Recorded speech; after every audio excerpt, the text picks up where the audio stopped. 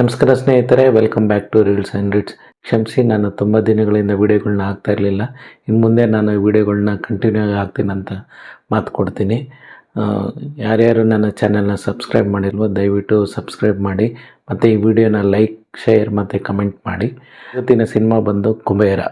ಇದು ನಾಗಾರ್ಜುನ, ಧನುಷ್ ಹಾಗೂ ರಶ್ಮಿಕಾ ಮಂದಣ್ಣ ನಡೆಸಿದಂಥ ತೆಲುಗು ಸಿನಿಮಾ ಕತೆ. ಇದು ಕತೆ ಒಂದು ಡಿಫ್ರೆಂಟ್ ಅಂತ ಹೇಳೋಕ್ಕಾಗಲ್ಲ. ಅದೊಂದು ಸಣ್ಣ ಎಲೆ ಹಿಡ್ಕೊಂಡು ಯೂನಿಕ್ಕಾಗಿ ಬರ್ಕೊಂಡಂಥ ಕತೆ. ಸೊ ಒಬ್ಬ ಪವರ್ಫುಲ್ ಆಗಿರೋನು, ದೇಶದ ಅತ್ಯಂತ ಅಗರ್ಭ ಶ್ರೀಮಂತದವನು ಯಾವುದೋ ಒಂದು ತನ್ನ ಒಂದು ಸ್ವಾರ್ಥಕ್ಕೆ ಜನಗಳನ್ನ ಯಾವ ರೀತಿ ಬಳಸ್ಕೊತಾನೆ, ಅಮಾಯಕರು ಯಾವ ರೀತಿ ಬಲೆ ಆಗ್ತಾರೆ ಅನ್ನೋದನ್ನು ಭಾಳ ಚೆನ್ನಾಗಿ ತೋರಿಸಿದ್ದಾರೆ. ಸೊ ಇದಕ್ಕೆ ಪೂರಕವಾಗಿ ನಾಗಾರ್ಜುನರವರು ಅವರ ಒಂದು ಸ್ಟಾರ್ಡಮ್ ಇಂದ ಆಚೆ ಬಂದು ಕತೆಗೆ ಮತ್ತು ಕ್ಯಾರೆಕ್ಟರ್ಗೆ ಯಾವ ರೀತಿ ಬೇಕೋ ಆ ರೀತಿ ಆ್ಯಕ್ಟಿಂಗ್ ಮಾಡಿದ್ದಾರೆ. ಎಲ್ಲೂ ನಿಮಗೆ ನಾಗಾರ್ಜುನ ಅನ್ನೋ ಫ್ಲೇವರ್ ಗೊತ್ತಾಗಲ್ಲ, ಅಷ್ಟು ಚೆನ್ನಾಗಿ ಆ್ಯಕ್ಟಿಂಗ್ ಮಾಡಿದ್ದಾರೆ. ಮತ್ತು ಧನುಷ್ ಅವ್ರು ಬಂದರೆ ಈ ಸಿನಿಮಾದ ಒಂದು ಅಟ್ಮೋಸ್ಟ್ ಪ್ಲಸ್ ಪಾಯಿಂಟ್ ಅಂತ ಹೇಳ್ಬೋದು.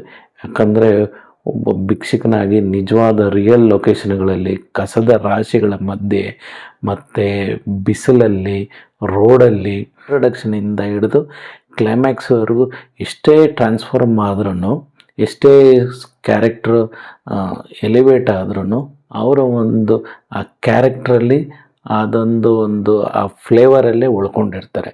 ಅದು ಈ ಚಿತ್ರದ ಪ್ಲಸ್ ಪಾಯಿಂಟ್. ಮತ್ತು ರಶ್ಮಿಕಾ ಮಂದಣ್ಣ ನಮ್ಗೆ ಆಲ್ಮೋಸ್ಟ್ ಇಂಟರ್ವಲ್ ಟೈಮಲ್ಲಿ ಬಂದ್ರೂ ಕತೆಗೆ ಒಂದು ಪೂರಕವಾದ ಒಂದು ಬ್ಯಾಕ್ ಬೋನ್ ಆಗಿರ್ತಾರೆ. ಸೊ ಕತೆ ಮುಂದೆ ನಡೆಯೋದಕ್ಕೆ ಇವರು ಒಂದು ಕಾರಣ ಆಗಿರ್ತಾರೆ. ಹೀರೋಯಿನ್ ಅಂತ ಒಂದು ಕ್ಯಾರೆಕ್ಟರ್ ಅಲ್ಲದೆ ಈ ಫಿಲಮ್ನ ಮುಂದೆ ನಡೆಸ್ಕೊಳ್ಳುವಂಥ ಕ್ಯಾರೆಕ್ಟ್ರಲ್ಲಿ ಭಾಳ ಚೆನ್ನಾಗಿ ಸೊಗಸಾಗಿ ನಟಿಸಿದ್ದಾರೆ.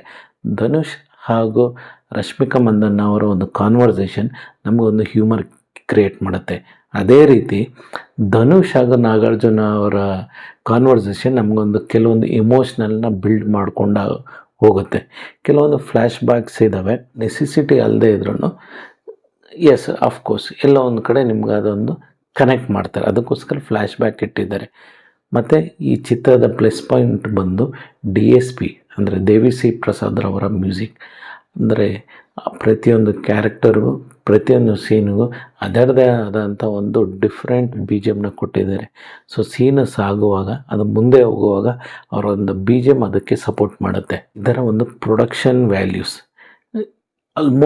ಆಲ್ಮೋಸ್ಟ್ ಸಿನಿಮಾದ ಪ್ರತಿಯೊಂದು ಶೂಟಿಂಗು ರಿಯಲ್ ಲೊಕೇಶನ್ ಆಗಿದೆ.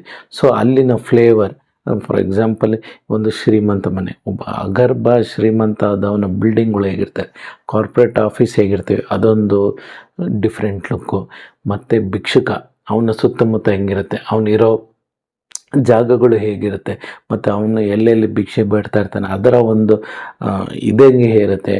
ಮತ್ತು ಕಸದ ರಾಶಿಗಳು ಅದು ಹೇಗಿರುತ್ತೆ, ಮತ್ತು ರೈಲ್ವೆ ಸ್ಟೇಷನ್, ಈ ಥರ ಒಂದು ಆಯಾ ಲೊಕೇಶನ್ಗಳನ್ನ ಒಂದು ನೈಜ ರೀತಿಯಲ್ಲಿ ರಿಯಲಿಸ್ಟಿಕ್ ಆಗಿ ಜೆನ್ಯೂನ್ ಆಗಿ ಪಿಕ್ಚರ್ ಮಾಡಿದ್ದಾರೆ. ಸೊ ನಿಮಗೆ ಇದೆಲ್ಲೋ ಒಂದು ಕ್ರಿಯೇಟ್ ಮಾಡಿದಂಥ ಒಂದು ಫೀಲ್ ಬರಲ್ಲ.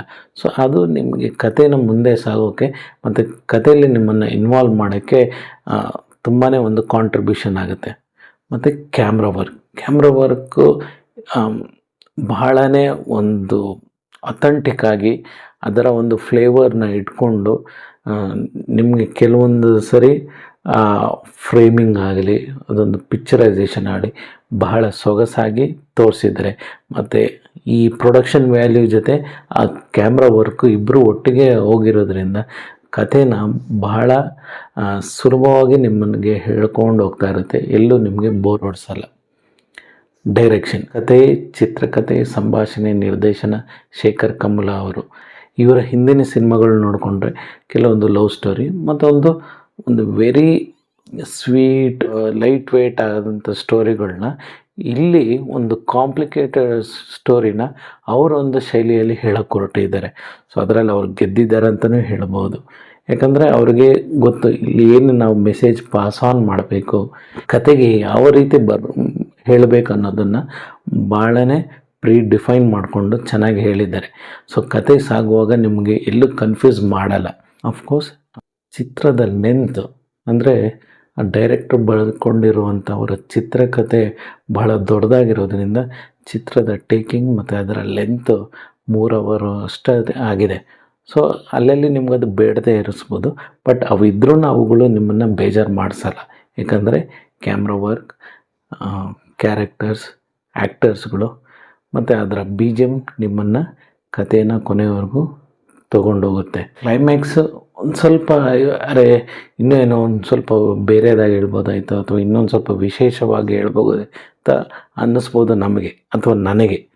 ಬಟ್ ಡೈರೆಕ್ಟರ್ ಅವರು ಏನು ಅಂದ್ಕೊಂಡು ಹೇಳಿದಾರೋ ಅದು ಅವ್ರಿಗೆ ಅದು 100% ಜಸ್ಟಿಫೈ ಮಾಡ್ದಂಗೆ ಇದೆ ಅನಿಸುತ್ತೆ. ಸೊ ಅದಕ್ಕೋಸ್ಕರ ಕ್ಲೈಮ್ಯಾಕ್ಸ್ ಇದೆ. ಈ ಫಿಲಮ್ ನೋಡಬೇಕಾ?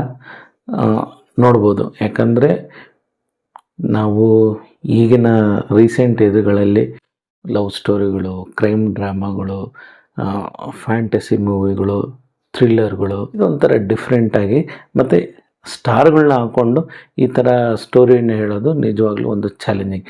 ಸೊ ಆ ಚಾಲೆಂಜನ್ನು ಅವರು ಯಾವ ರೀತಿ ಇದೆ ಅಂತ ನೀವು ದಯವಿಟ್ಟು ಇದನ್ನು ನೋಡ್ಬೋದು. ಕನ್ನಡದಲ್ಲೂ ಇದೆ, ದಯವಿಟ್ಟು ಹೋಗಿ ನೋಡಿ ಎಂಜಾಯ್ ಮಾಡಿ. ನಮ್ಮ ಚಾನಲ್ನ ಸಬ್ಸ್ಕ್ರೈಬ್ ಮಾಡಿ ಮತ್ತು ಈ ವಿಡಿಯೋನ ಲೈಕ್ ಮತ್ತು ಶೇರ್ ಮಾಡಿ. ಮುಂದಿನ ಹೊಸ ವಿಡಿಯೋದಲ್ಲಿ ಮತ್ತೆ ಸಿಗೋಣ. Thank you and bye.